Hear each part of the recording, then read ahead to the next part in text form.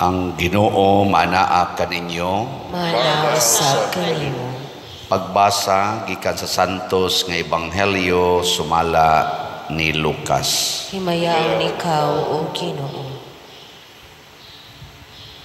Usa ni ana kaadlawng igpapahulay, naglakaw si Jesus agi sa kaumahan sa trigo.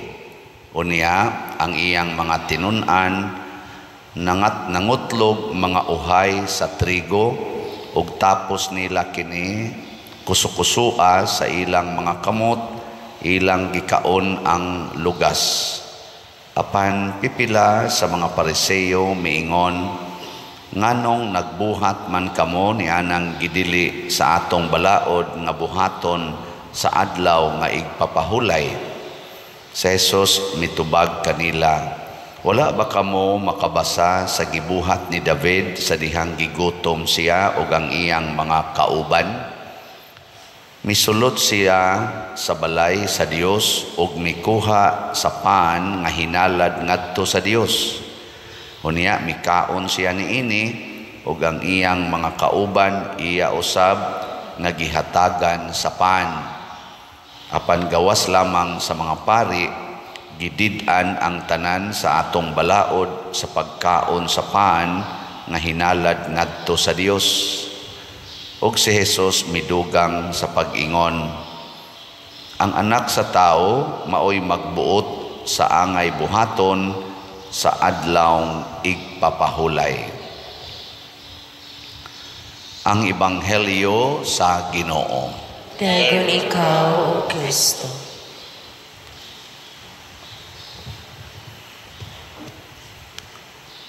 Sa atong unang pagbasa, ma-inspired kita ani kay matod pa ni San Pablo, makaatubang nata sa Ginoo nga balaan, putli o guway sala. Pasabot, pwede di ay nga kita mahimong perfect in the eyes of God. Namay mo ingon, nobody is perfect, di ba? Pero pwede di itang mahimong perfect in the eyes of God. Di pangutan na imong tupad, yung nasa matas Ginoo, perfect na ka.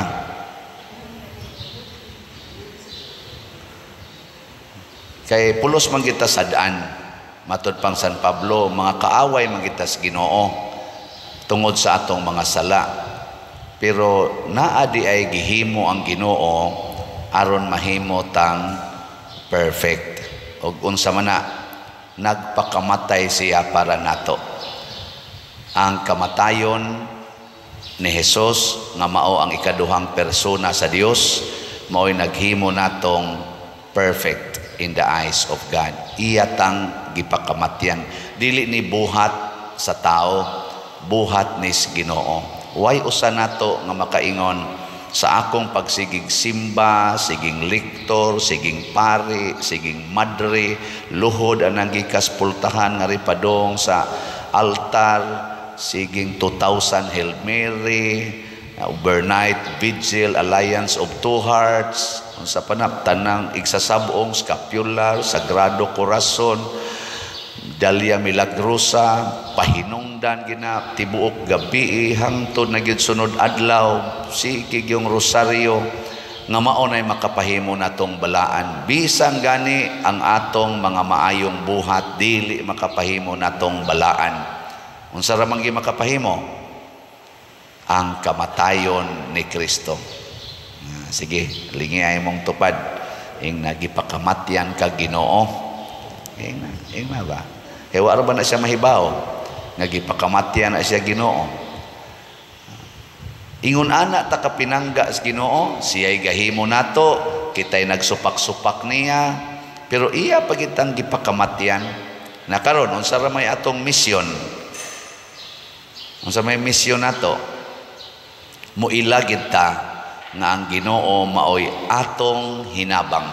Matod pa sa atong tubag sa Salmo, ang Dios mao gayod ang akong hinabang. Dili ang parlor mao'y hinabang aron monindot imong naong. Kaya usahay ra ba mag-budget kita dako kaayo kay para gyud monindot sa panang ubang mga paputi isnaong, patarong sa ilong, patarong sa ngabil, bisag unsa na lagi pangbuhat nya gasto gyud maayo kay maunay atong makatabang nato aron monindot atong naong aron daygon tas mga tao.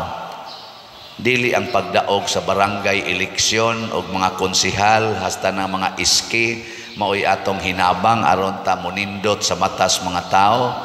Dili gani ang kanang pag-graduate nga summa cum laude, valedictorian sa atong pag-eskwela.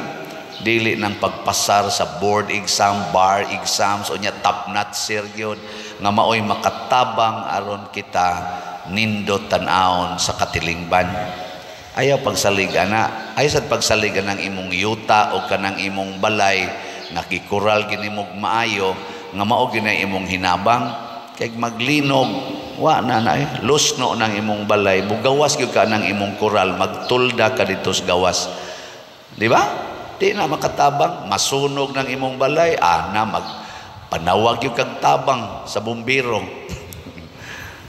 kanang imong career nga top notcher ka sa bar exam, board exam, tanawa unyag madayagnos kag stage 3 cancer, magluhod-luhod yung ka diri simbahan, di gina kaali nimo kanang imong pagka-top notcher, di na kaali oy. Istoryahe kanang imong wealth, kanang imong kunuhay pagdaog sa pagka barangay kapitan, bisag kanang pagka-presidente sa Pilipinas, tanawag ma-stroke ka, half body paralyzed, magkabuang yung tawag o mga physical therapist para mutabang nimo, di na makakalakaw, agas panglaway nimo dire.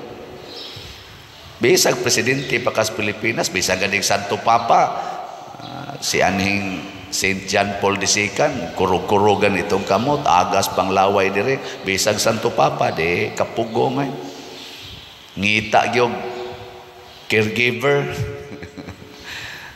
pare, sige pamaligyag slat, dako na kay halin, di ni makatabang, mulinog lang lusno lang na atong building, lusno lang ning atong simbahan, kausara, maggubat lang ning nasod nato og ang laing nasod, sige na ra ba ni sila hana-hana og gubat, na biyaan taning lugar din mga manood na mga langob ka na mga naasuok-suok nga wa building. Kaya garikas building, bumbahan man ka, ato manukso ka ng kakahuyan, wa na'y balay, di na ta mangitag balay, kakahuyan atong pangitaon.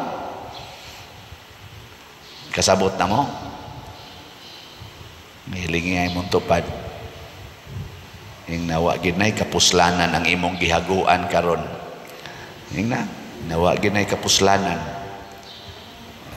Kung way Ginoo, wa ginay kapuslanan.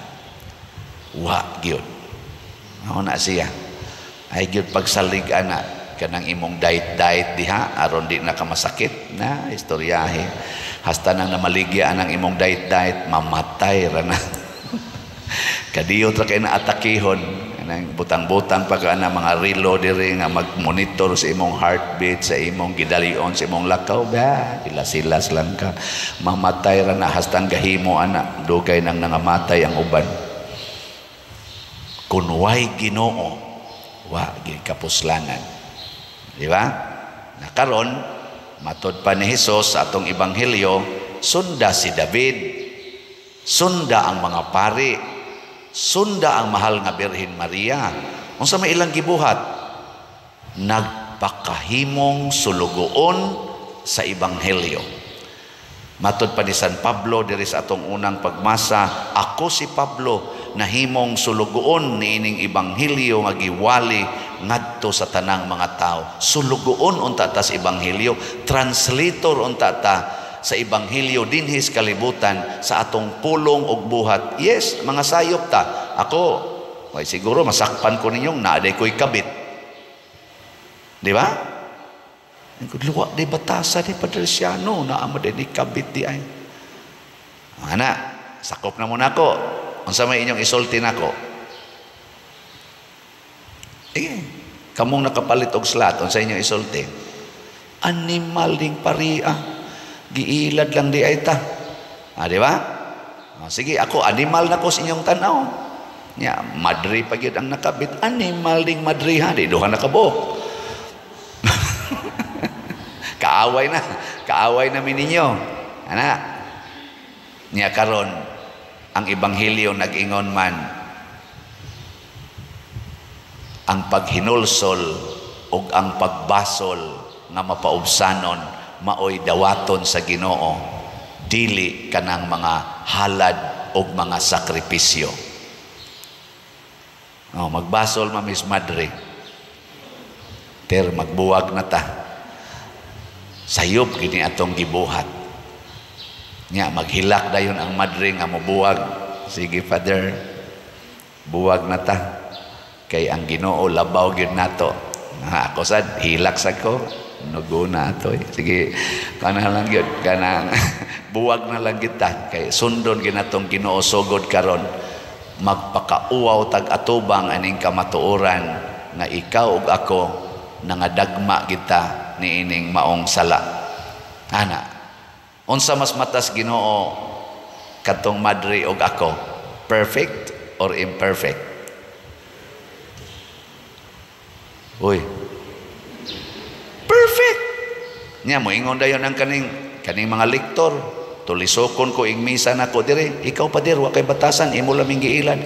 Sorry jud kay ninyo sister ha, brad, sorry kayo kay huyang jud kay ko, makasasala jud ko, pero sugod karon dawaton ako bisag inyo pa kong tamparoson, inyo kong ludan akong naong dawaton ko na kay dili pa naigo nga ibayad sa akong sala.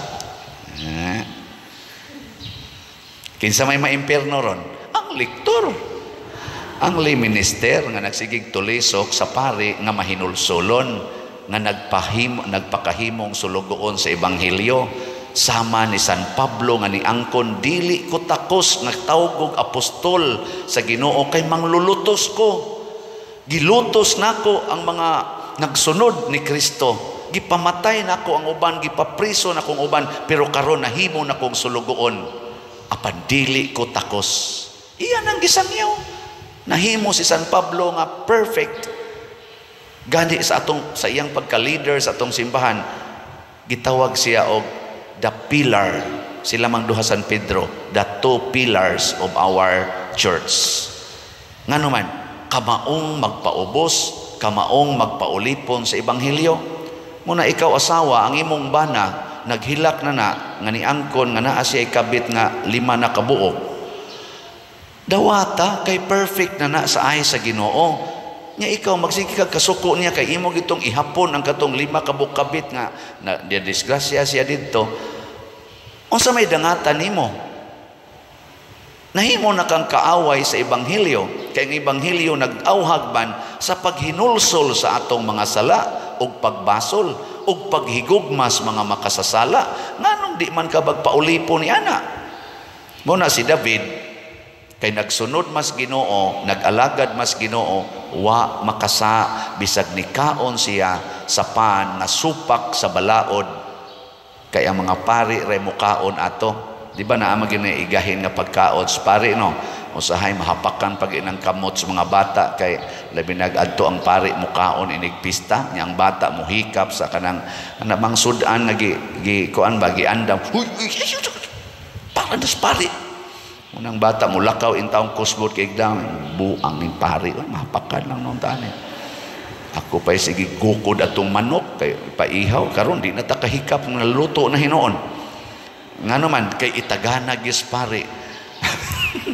Pero kung nagsunod etas Ginoo, bisan ang pagkaos pari atong kanon di kasaoy. Panahon kuno sa adlaw ang ipapahulay, nagpuasa ang mga tao, ang mga pari dito sa templo siging kaon, wa kasa ngano man nag-alagad mas Ginoo.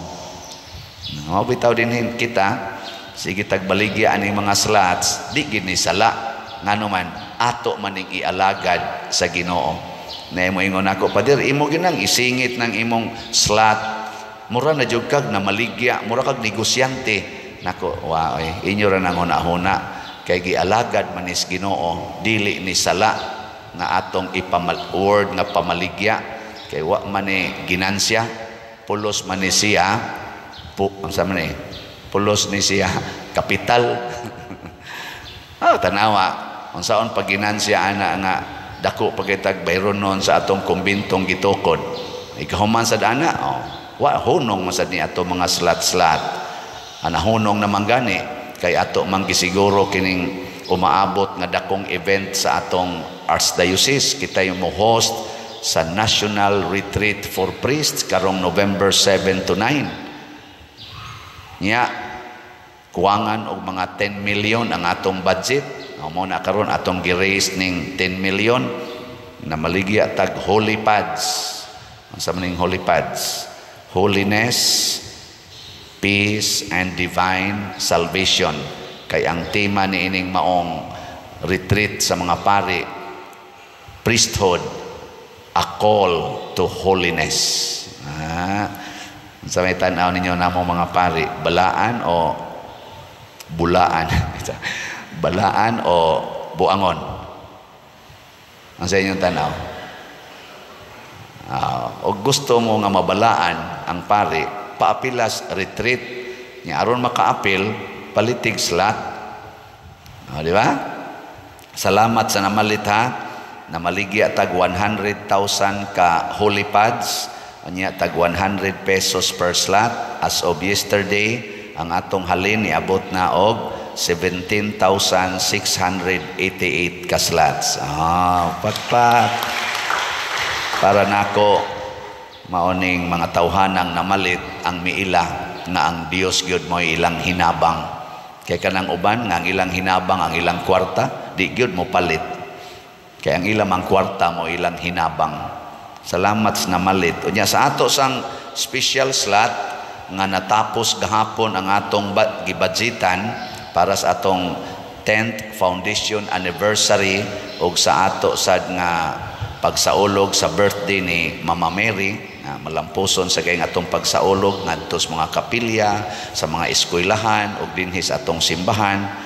Salamat kay tanan nga ni-facilitate. Salamat sa mga pari nga nagmisa na maligya sa taadto og 9,000 ka slots. As of yesterday, nya ugma na ni ang final nato nga counting. As of yesterday, ang atong naihap na halin niabot og 9,507 ka slots. Pakpak. Nindot na kayo ni, nasubrahan, ato pa ning kwintahon, ato ning ikwinta ugma pohon kung pilagi atong nadawat, pilasay atong na-spend para nining duha ka events. Nya sa ato sang 10 slot challenge, katong tagnapo ka slots nga tag 100, as of yesterday, nakadawat na taog 1,507. Pupariha man na rin dias ubos wa ba kanay masayo pero man 1,507 ka 10 slot challenge nya ugma sa ni nato ihunong kay adto raman sa ning gahapon gihunong ang atong 10 slot challenge.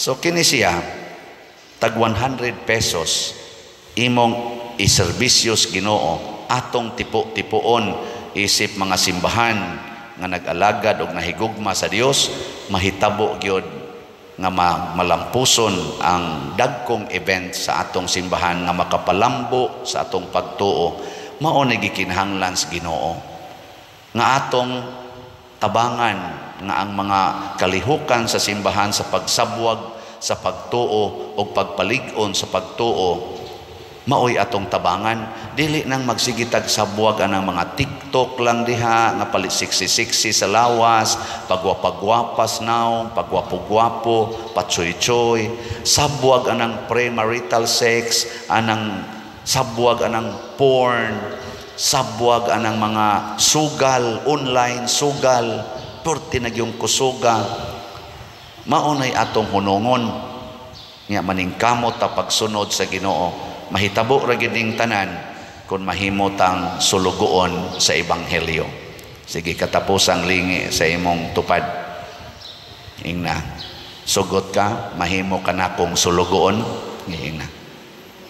Ingna mo sugot ka nga mahimo ka na kong sulugoon. Di mo sugot. Niingon ra ba si Kristo, higugma imong isig katao, samas imong kaugalingon. O di magpasugo jud ka ng imong isig katao. Wa ka mulingi, peligro ka. Sige, manindog na ta.